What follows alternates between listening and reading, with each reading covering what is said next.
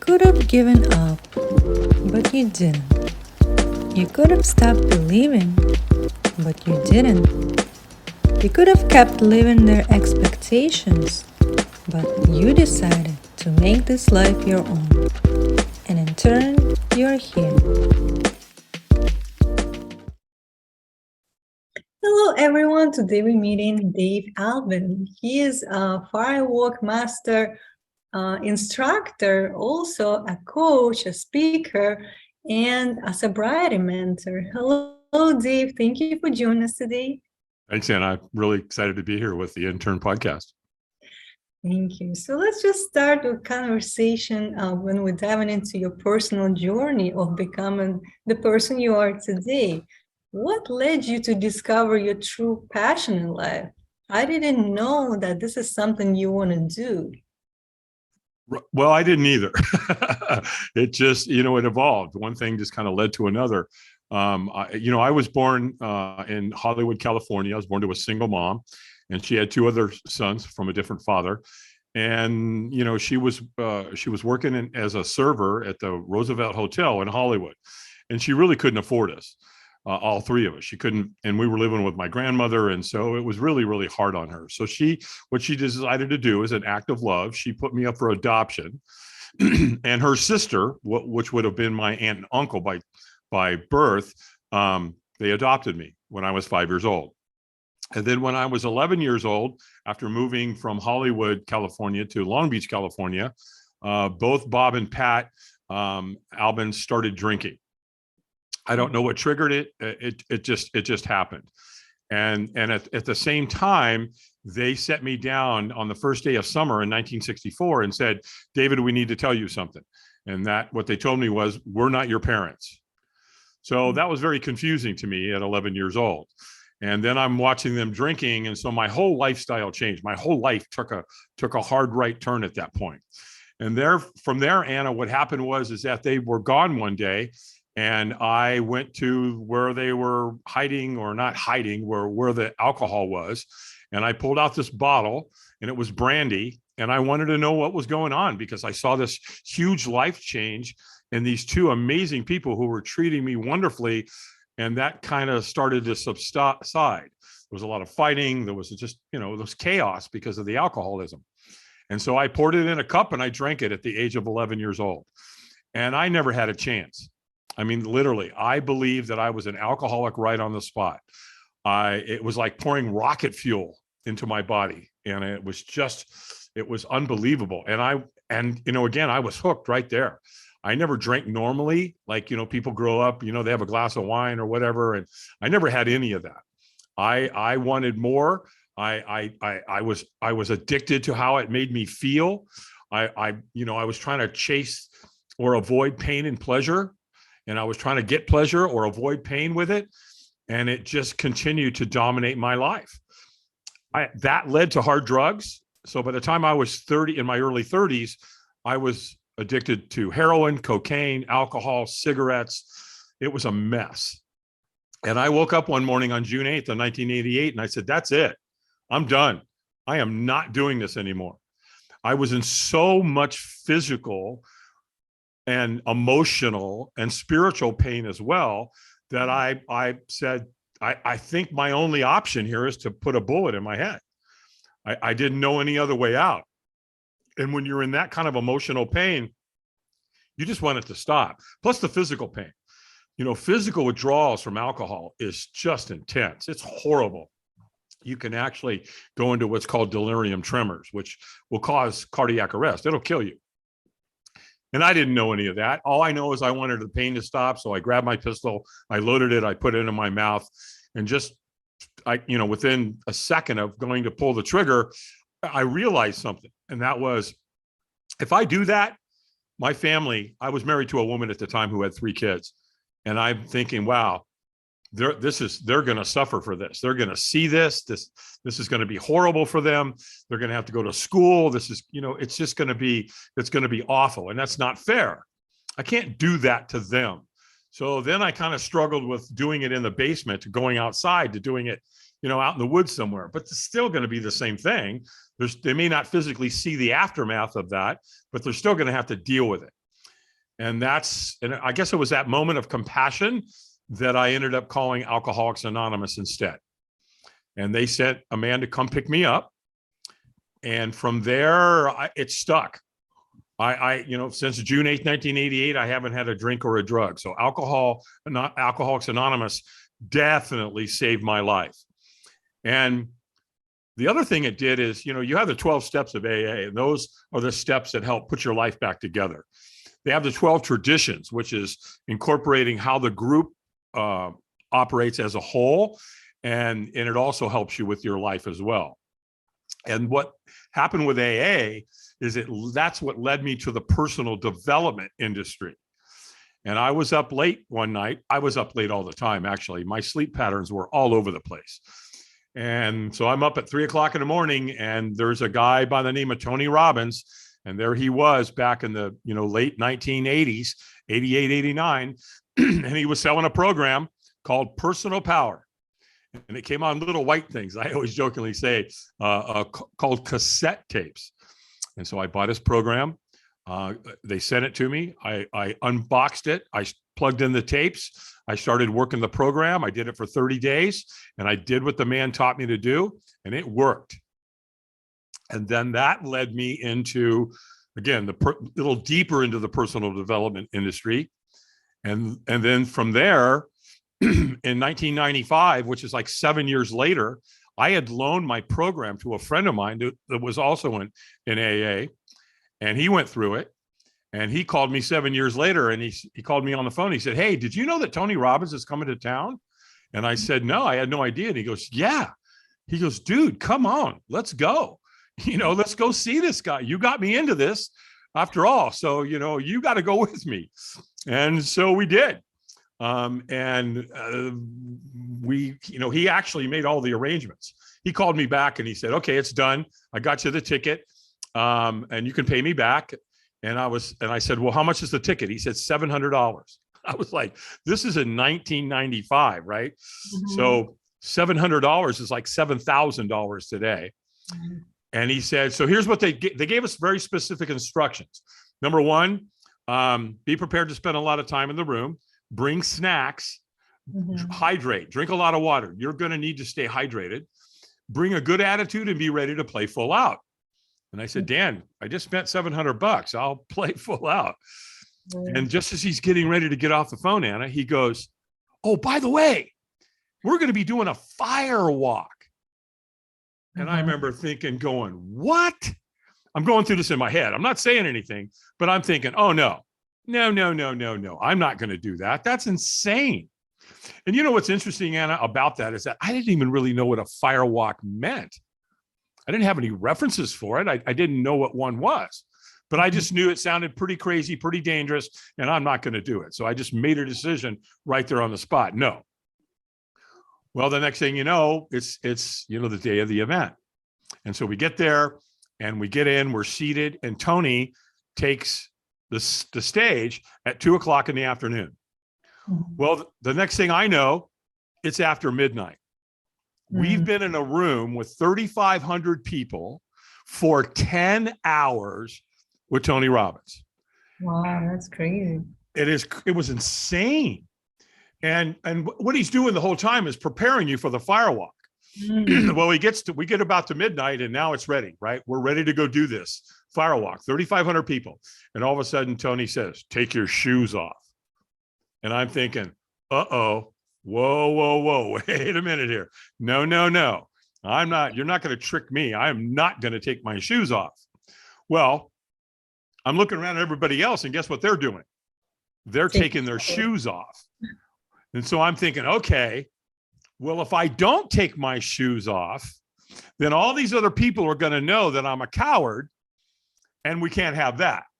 So I said, well, just fake it. Just take your shoes off, and you can pretend like you're going to go out there and do this. And then you can just go hide somewhere, go hide in the back somewhere. Mm-hmm. So as soon as you go outside, Tony's got the ambiance set for you, because when you're walking out there, he's got you chanting, and everybody's clapping their hands. Yes, yes, yes. And I am walking out there going, no, no, we are not doing this. Well, as soon as you get outside, you can hear the drums. He's literally got African drummers outside in the parking lot. And so when you get out there, it's dun, dun, dun, dun, dun, dun, dun, dun, dun, and your shoes are off, and you're like, oh my gosh, you've got to be kidding me. And it's this giant parking lot. And remember, I'm with 3,500 people at this event, right? So over in the corner of this big giant parking lot, they've got a huge fire. It's massive. It's probably 40 feet long, and it must be 12 to 15 feet wide. It's massive. And they probably started it at about 3 o'clock in the afternoon, and it's been burning all day and all night. And what it does, it just renders. So it burns down, those, and it renders the coals. Well, what they did with 3,500 people was they would take wheelbarrows, they would load the coals into a wheelbarrow, and then they'd take a wheelbarrow and they'd put 2 lanes of sod, of grass, on both sides of these wheelbarrows. And so the lane is about, maybe 3 feet wide, 18 feet long. And then they just took shovels and they shoveled the coals out onto the grass. And that's what you walked on. Well, I'm hiding in the back because I'm not doing this, right? So I'll just go hide in the back. Nobody's going to know. Well, of course somebody's going to know. I'm going to know, right? Well, here's the interesting thing. You think that's a pretty good idea, right? To get away from this? Not so much. Why? Because Tony's people know where all the cowards are. Right? So Tony trains people to go get them because Tony knows, he realizes this is going to be probably one of the most profound top 10 experiences in your life. A real paradigm shift experience here. And if you research firewalking, it's been around 1,000 years. It's been used by cultures everywhere. The Phoenicians, oh my gosh, the people of India, they use it all the time. People of Portugal, Venezuela, the Polynesians, the Hawaiians, the Indo-Europeans, the Native American Indians here in America. I mean, it's been around a long, long time and uses a whole host of different reasons, right? Rite of passage, ceremonial, graduations, all kinds of different things. Tony basically is using it for a motivational moment because he knows if he can get you across the fire, then if you can walk on coals and you can do it successfully and not hurt yourself, then the question is, what else can you do? Well, again, I'm hiding in the back. Well, here comes this guy. And out of nowhere, he makes eye contact with me. And they're trained. Once you make eye contact with them, don't take your eyes off of them. And so now this guy's staring at me and he's walking right at me. And he gets probably 20, 25 feet away from me. And he's looking at me and he kind of leans in and he goes, "Are you okay?" Very concerned, tonality to his voice. And when we're not okay, what do we say? We say the opposite, right? We say, "Oh yeah, I'm fine. I'm good here. Yeah, no problem. We're all good over here, buddy." And all of a sudden he says, "Oh, great." He goes, "So are you going to walk tonight?" And I was almost like I was, kind of ticked off at him. I went, "Absolutely not." Like, "No, I'm not doing this." And he goes, and he was really congruent because he goes, "Well, that's no problem." He goes, "Hey man, it's cool. We don't want you to do anything that you don't want to do." And I remember thinking, wow, okay, I like this guy. He's going to get me out of here. And then he asked me a question, Anna. One stranger, I do not know who this guy is to this day. And here's what he asked me. He said, "Well, wouldn't you at least like to watch?" Because I'm 100 yards from where they're doing it. I've got 3,500 people in front of me. I can't see anything. And he said, "Well, you're not going to be able to see anything from way back here. Just go get in line, right? And eventually you'll be able to see it." Now he's telling the truth. He's not exaggerating. I went, "Okay, well, that makes sense. I'll go do that. I'm not going to walk, but I'll just get up there closer so I can watch." So I get in line and kind of walking along. And the next thing I know, this guy comes up and he whispers in my ear. And he said, "He knows when you're ready. When he says go, you go." And I went, "What?" And this guy just disappeared into the night. And I'm like, what was that? Right. So now I get to a certain point. I still can't see in front of me at all, but I can see at an angle. And I'm looking, and Anna, they're doing it. they're walking on fire. They're walking on these hot coals. And it's every type of person in life, every race, every creed, every color. It didn't matter. They were actually doing it. Now, I've never seen anything like this in my life, right? So my brain's just going nuts. I don't know what are they doing? Why are they doing it? What's the metaphor? Are these people crazy? Are they nuts? And so I'm just, my brain is just going on and on and on. And so now I'm watching them again. I can't see in front of me, but I can see at the angle. And I'm watching and I'm watching and I'm like, yeah, I'm in disbelief. It's fascinating, right? You can't take your eyes off of it. Yeah. And I'm walking along and guess what? Boom. Next thing I know, guess where I am? On the coals. I'm at the front of the line, right? I'm right there in the moment and I'm looking down and I'm looking at these coals and you can feel the heat coming off and everybody's going, yes, yes. And the drums are dun, dun, dun, dun, dun. And I'm looking down and I am freaking out. I mean, my heart, it feels like it's pounding so hard. Feels, when you're scared, you know how your heart pumps, right? And I'm thinking my heart's going to jump out of my chest and I'm staring into the abyss. There's a lane there and you can see the coals. They're bright red. The wheelbarrow's there and you can feel the heat coming off. And the next thing I know, there's a trainer standing there and he goes, eyes up.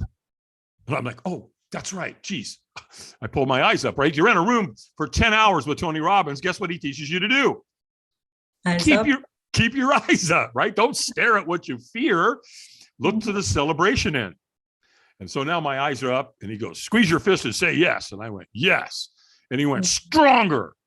And I went, yes. And so he knows I'm leaving a lot on the table. He knows I'm not in a peak state. He can tell my physiology and my tonality, right? And he screams at me.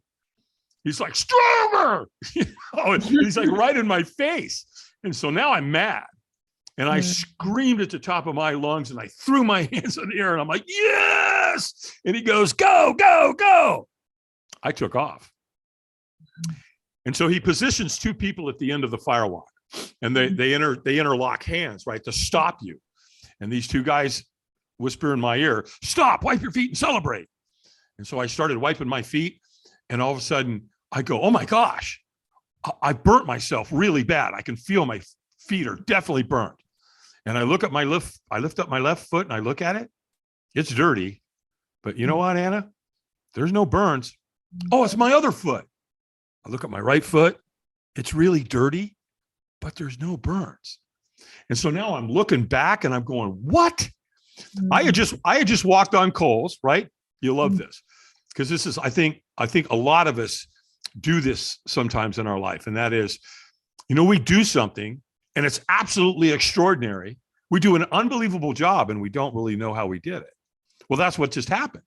I just walked on coals, hot coals, 1,000 degrees, didn't burn myself. And I don't have the first clue how I did it. Well, here's the first thing I learned about firewalking when I'm standing there, and all the people and it's all going on. I just did it. I felt such exhilaration from that. I felt like I had really accomplished something in my life. But the first thing I learned about firewalking, when I took that first step, here's what I learned. Oh, you'll take the second, third, fourth, and fifth, right? You just don't go stand there, right? You keep moving. And it's such a strong metaphor for life. When we want to do something in life, it's all about making the decision to rule out any other possibility and then taking that first step, right? Starting a business, look at, starting your podcast. I mean, look at your podcast, Anna. I mean, look what Intern has done. Look what it's providing people. You're creating this amazing space for people where it's safe and they can come and they learn together collectively. And that's really, really powerful. And so, so that moment for the firewalk told me, okay, if I can walk on coals that are 1,000 degrees, what else can I do? What else have I told myself I can't do? What have I lied to myself about, right? Because fear is a liar. Fear will take everything from you. And if you don't learn to overcome your fears, then those become your limits. And that's exactly why Tony Robbins used the firewalk on day one, because this is a 4-day event. And he wants you across those coals that night. Well, yes, that night was extraordinary. Again, one of the top experiences of my life. But for me, here's where it gets really, really interesting, was the next day. So we come to the event We're standing in the foyer. There's 3,500 people. We're getting ready to go into the venue. And I had never seen or witnessed anything like it. People were getting along humanistically, unlike anything I'd ever seen. It was so incredible. People were laughing. They were crying. You could tell the tone. They were talking to each other. They were communicating at such a high humanistic level. They were telling their stories. They were talking about the firewalk. They were talking about how it made them feel. And so the vibration of this area was intense. And I remember thinking, what the hell? What's going on? I mean, did we drink the Kool-Aid last night? Right? I mean, did the firewalk do this? Did this create this incredible connection between all of us because we experienced something together so incredible? And the answer was yes, absolutely. So I fell in love with the whole process right there on the spot. Well, I found out later that Tony uses about 300 volunteers for every event, and he uses about 60 to 70 people that are literally called the fire team that are outside, and they're the fire building team. That's all they do. They stay out there all day, prepare it so that when we come out at midnight as a participant, everything's done for us. And so these volunteers, I found out I could become a volunteer. All I had to do was fill out an application and apply. And if I was accepted, I'd get to come back and be part of that. And I was really attracted to that. And I did. And once I got there and I got accepted to be a volunteer, you fill out a form that tells about who you are, what you do for a living, where do you live, all these kinds of things. Well, at the time, I lived on a farm in Virginia. And so I knew how to drive a tractor, and I had log splitting equipment. And so I knew all the kind of stuff. I knew how to use all kinds of tools. And so they literally put me on the fire team. In addition to that, I had a security background and a military background. So that led me to them asking me to come help with some of Tony's celebrities to help take care of them. So I was doing two things. I got on the security team as part of the detail, and then I also got on the fire building team. Well, if I move this forward to 2003, that's when Tony offered me the job to take over all of his firewalks globally. And I accepted the position. That was in 2003. And in fact, Tony also paid for my family to travel with us on the road. So my wife and I at the time were homeschooling our kids. And so my kids literally got to go on the road with Tony Robbins and travel all over the world. In fact, their first event was in Sydney, Australia. Well, the story doesn't stop there. In 2005, Tony and I and the team went to London, and we set a world record, the biggest firewalk that we know of in world history, which was 12,300 people.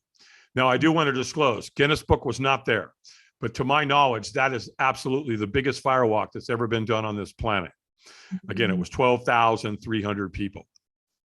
That was in 2005. And in 2014, I connected with Google, or Google connected with us, I should say. And they hired me to come to Mountain View and put on an event for them.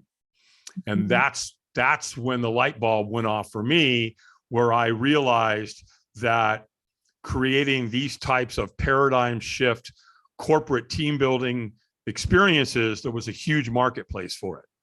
So in 2014, Firewalk Productions and Firewalk Adventures was created. And shortly after that, Anna, after I was at Google, I was at NASA, and then Notre Dame, and then Virginia Tech, Microsoft, Heineken, Remax, Chick-fil-A, and the list of companies has grown. And here we are. Here I am today on the Intern podcast with you, right? So it's been a very, very incredible and exciting career. Yes, and see how it started for you. Everything started with a small cassette that you decided to listen. What if you didn't? It's always about small choices that we make along the way. Exactly. And see how it unfolds, and being able to kind of like witness for yourself how your life, unravels and becomes something bigger. And only if you decided to take responsibility of creating that life for yourself, creating those experiences, and build relationship with people also. With you first being on a fire team, that led you to discover your own talent and the way you can serve others when you start in your own company. And now with those experiences, when you offer people to, how can you team build, right? Like those type of feelings that even you experience at first time, right? Yeah, When yes. you see how people connected to each other, how it raised their vibration, their overall well-being, and the feeling that they have for themselves, and now they see what they can do, that's something that is valuable. And a lot of people should be thinking about how they can offer that to their employees in a corporate setting, right? So it Absolutely. really is life changing. And not only it's good personally for each one of the participant, but as a team, now you can kind of connect more and relate more in terms of finding, the common purpose for the company as well. And I'm so glad to see you evolve into that version of yourself, because I know it's been hard for you. You struggled, with different issues in your life, but you found courage to face those fears. And you really saw for what they are when you start walking on the fire coals, and you saw how, they just disappeared over time. Because what we don't realize that fear is an illusion, but we buy into that. People, 100%. and 100%. it's hard to really get out of that negative thinking cycle where we put ourselves down when we don't believe in our own skills and abilities, when we don't see what we can do. You nailed it. Absolutely. Because it's the fears we don't overcome that become our limits. And for me, it was a revelation and an evolution that all kind of came in at the same time. One of those was I kind of got to that point where I kind of realized the two most important times in my life was the moment I was born and the moment I figured out why. And that why came from realizing that I could be part of something so spectacular that would serve human beings at a really, really high level. And I've also come to learn, because of, the personal development industry and a lot of my mentors, is that if you help enough people get what they want in life, you'll always get what you want in life. It's a universal code, right? Because when I got to AA, that's where it really, really took hold for me, because I had such a huge responsibility. Because when a new person walks through that door, I wanted to become a gatekeeper.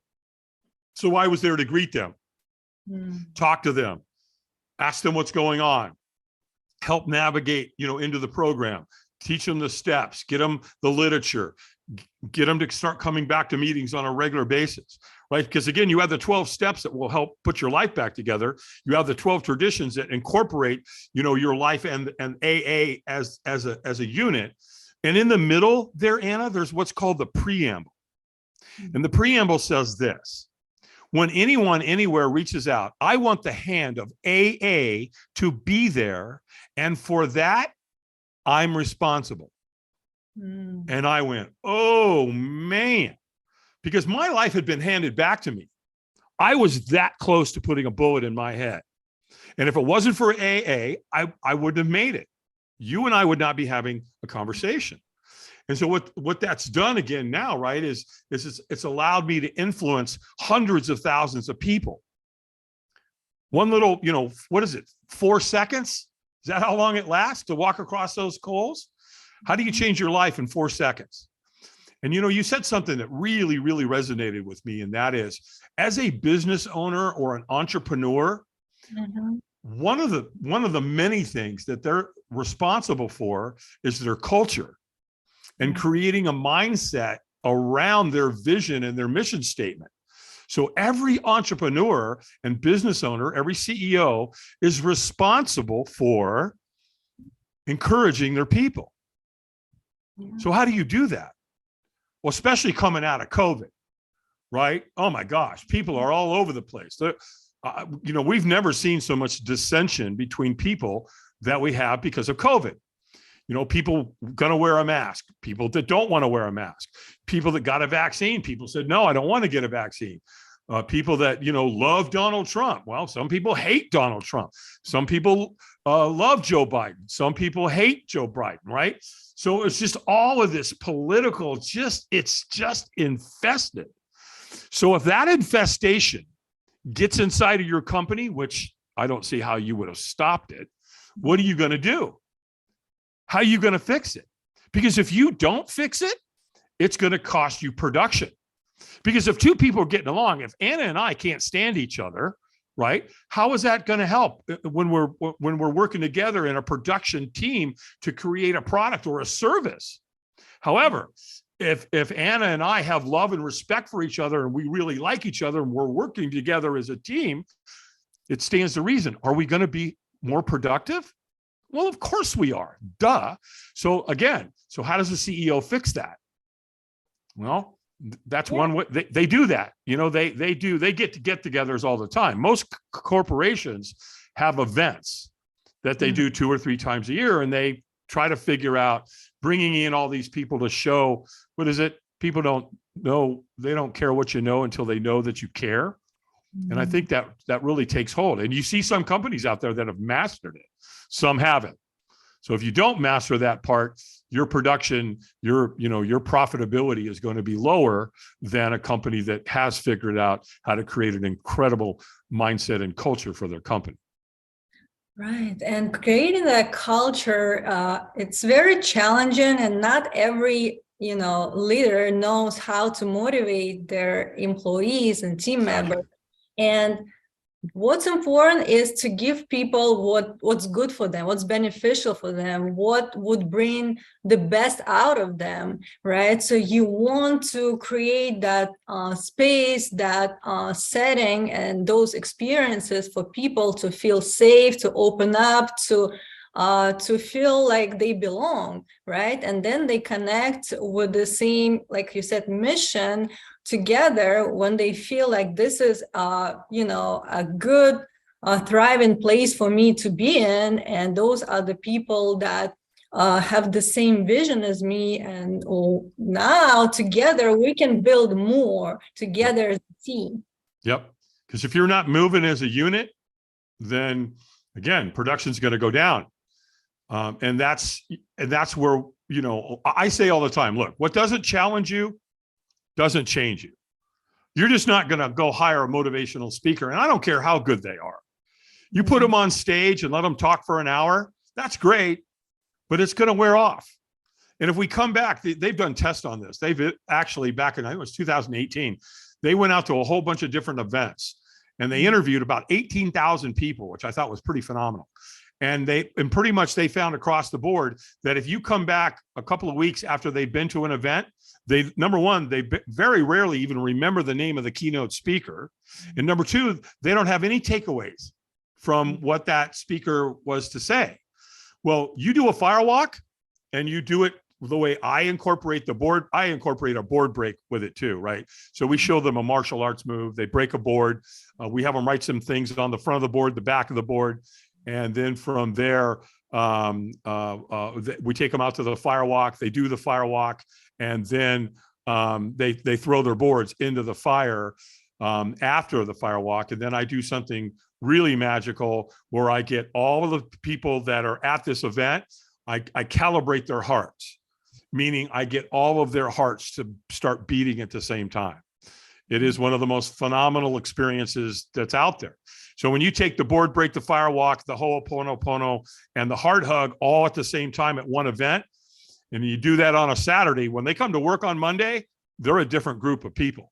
They're like, it's kind of like fish in the sea, right? When you first get them, they're swimming all over the place, right? They're jumping and doing everything. And then the next thing you know, after we do this experience with them, they're all swimming together. They all move as a unit. And that's really what the CEO or a company really needs. And then, and then there's other things that we can do too down the road, but that firewalk really, really, really connects all the people. It's a phenomenal experience. Yes, and I'm, so glad that you shared those type of services that you can do. And if somebody wants to find you in online space, how they can find you?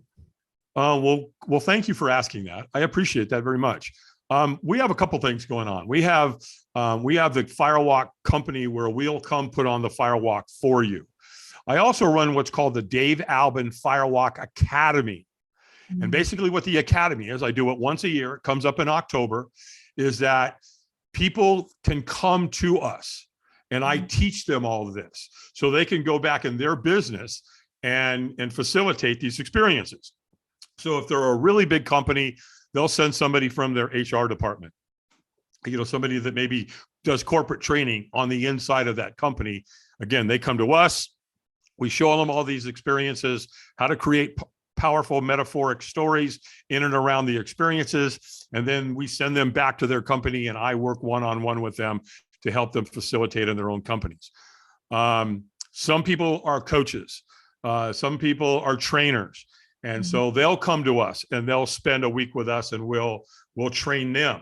And then they can go back in their coaching business and facilitate these experiences as well. So that's the Dave Albin Firewalk Academy. And then we have Firewalk Adventures and Firewalk Productions. And again, that's where they hire us to come put on these events for them. So to find all of that is that all they'd have to do is go to Firewalk Adventures. That's one word, firewalkadventures.com. And my contact information is there, my phone number, my calendar. And so if they want to talk to us, they can click on my calendar, create a discovery call, and I'll get on the phone with them. And we typically, we design the firewalk around whatever's going on for them, right? So if they're launching a new product, or they're creating a shift in their culture, or they're leveling up and they just want to raise the self-worth, self-confidence, and self-belief about their people, then again, we custom design that firewalk around whatever's going on in that company at that time. Wow. Thank you so much. And I'll also include it in episode description as well. And in closing, Dave, what would be your best advice for those who still struggling and in the same place where you've been, a few years ago, where you still were lost and unsure what the life holds for you? What would be the best advice you can tell those people so they could know that there is a light in the end of the tunnel? This too will pass. No matter how bad things are going on in your life, this too will pass. And sometimes it's the opposite. Sometimes things are going really well in life, right? This too will pass. And so you have to find the middle spot of that, right? Because typically in my life, life is never as good as it seems. Life is never as bad as it seems. Reality is somewhere in the middle. And the bottom line is that everything that happens in our lives, no matter what it is, good or bad, we create a story. We're the architect of that, right? So if you're going to design your life, then create a masterpiece, because you've got your finger on an on off switch. You've got your fingers on the volume. You can turn it up or turn it down. And I say all the time, if you want to change your life, change your story and create a better story, and create a story that's authentic and it's real. Don't embellish and don't make up a bunch of stuff about things that are not true. And what I've found is that Dave goes, I get all this all the time. So Dave, you go out there and you tell them about how what a horrible person you were, that you were into drugs and violence and guns and prostitution and drug addicts and all of that, and you tell them about you. And I go, yep, I sure do. And I tell them that because as a recovering alcoholic and drug addict, I can tell you that if I talk to 1,000 people in an audience, probably close to 60 to 70% could use my help at some level, right? They either have a relative, a friend, somebody they know that's suffering from drugs and alcohol, And I'm raising my hand. Again, when anyone anywhere reaches out, I want the hand of AA to be there. And for that, I'm responsible. And I'd say this in the final thought. Stop looking for heroes and be one. Yes, and everything starts with you and your decision to make the best out of your life. 100%. Thank you so much for sharing your thoughts and wisdom. My pleasure, Anna. And we'll be in touch. Thank you. Thanks for having me, and I really appreciate being here. Thank you. I hope you enjoyed this episode, and if you did, hit the subscribe button and share it with others. Stay tuned.